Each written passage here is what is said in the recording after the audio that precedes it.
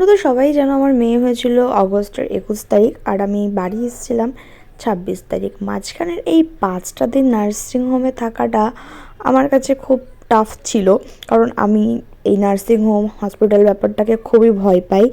তো যাই হোক, একমাত্র মাম্মাম ছিল বলেই যে এই 5টা দিন কীভাবে কেটে গেছে আর আমার সাথে কী কী হয়েছে সেটা একমাত্র আমিই জানি। সেসব নয়, অন্য কোনো ভ্লগে আমি শেয়ার করব।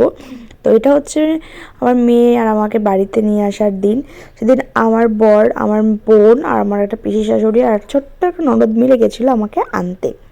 আর ঠিক তার আগের দিনও আমি জানতাম না যে আদৌ আমাকে পরের দিন ছুটি দেওয়া হবে কি হবে না, কারণ আমাকে কেউ কিচ্ছু বলেনি।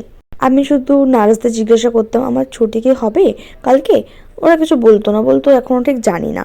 তারপরে সেদিন সকাল সকাল জানতে পারি যে আজকে আমার ছুটি।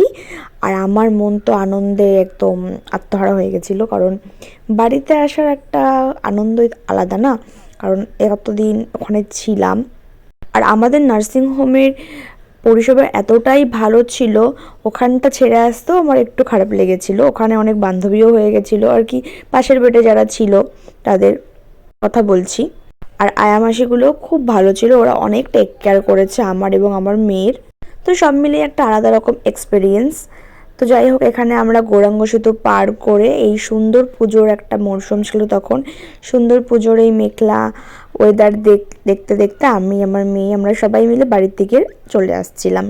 আর একটা কথা না বললেই নয়, এই 5টা দিন আমার হাজব্যান্ড সকালে বিকেলে প্রত্যেক দিন আমার সাথে দেখা করতে যেত। 1 ঘন্টা করে টাইম ছিল দেখা করার।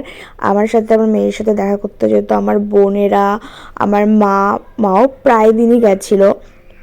ওই 1 ঘন্টাটা যেন 1 মিনিটের মধ্যেই কেটে যেত এমন মনে হতো। তারপরে টাইম শেষ হলে ওরা চলে যেত আর আমি আমার মাম্মামকে নিয়ে থাকতাম।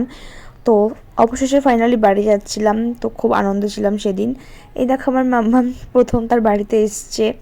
আর এইসব ভিডিও ক্লিপগুলো আমার বোনের নেওয়া, তখন বুঝতেই পারছো আমি ওরকম কোনো কন্ডিশনে ছিলাম না যে ভ্লগ করবো বা কিছু, যেটুকু ক্লিপ সব বোনের নেওয়া।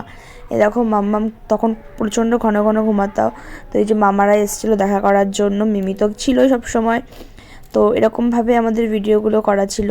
তো দেখা হচ্ছে নেক্সট ভিডিওতে, ততক্ষণের জন্য বাই বাই।